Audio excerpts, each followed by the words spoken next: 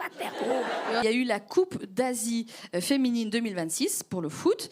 Et les Iraniennes ont participé. Elles ont eu des matchs contre la Philippine, la Corée du Sud et l'Australie. Elles ont perdu à chaque fois. Et les Iraniennes sont dans la merde. Pourquoi? Pas parce qu'elles ont perdu 3 fois, mais parce qu'elles ont refusé de chanter l'hymne national iranien. Et donc l'Iran les a qualifiées de traîtres. Et moi je trouve ça très très drôle parce que perdre un match contre la Philippine 8-0, ça on s'en fout. Mais ne pas chanter l'hymne national, apparemment, t'es un traître. Voilà, moi je trouve ça très étrange parce que tu te fais menacer parce que t'as pas chanté l'hymne. Apparemment, être footballeur iranien, c'est aussi participer à The Voice édition régime iranien. Voilà.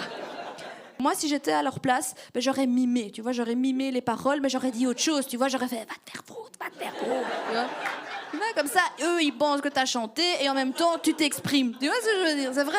Et puis, si jamais il y avait un Iranien qui lit sur les lèvres qui aurait été demandé, t'aurais juste dit « ah non, j'ai chanté l'hymne iranien, mais en flamand », tu vois.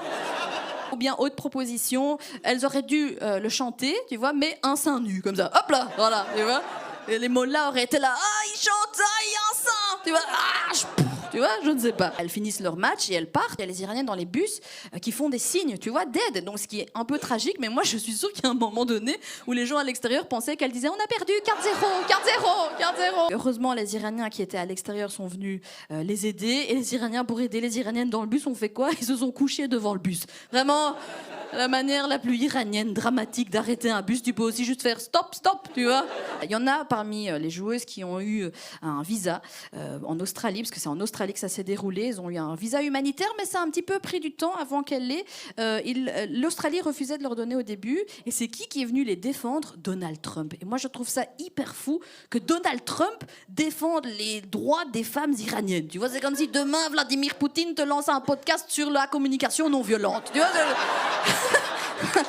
allez. Voilà. Être footballeuse, je pense que même en dehors de l'Iran, c'est difficile parce que tu es entourée de misogynie. Mais quand tu es dans le fief de l'enfer de la misogynie, ou même Satan a honte, tu vois, c'est encore plus dur. C'est vrai, même Satan est là, laissez-les faire des fautes, tu vois. Satan est italien apparemment. Hein. Ça doit être hyper compliqué parce que tu veux faire ta passion, mais tu dois représenter un pays qui t'oppresse, quoi. Tu vois, je pense qu'il doit y avoir une forme de schizophrénie. C'est comme si un Belge participe au concours de la meilleure frite, mais il gagne pour la France. Tu vois ce que je veux dire? Ah, tu vois, je vous cache pas que je suis un petit peu déçue que tout ça se soit pas déroulé en Belgique, tu vois, parce que comme ça, moi, je les aurais accueillis. Pourquoi? Parce que je me dis que parmi ces joueuses, il y avait d'office quelques lesbiennes iraniennes. C'est vrai, c'est vrai, c'est vrai. En tout cas, moi, je leur souhaite du foot, du joie, la libre.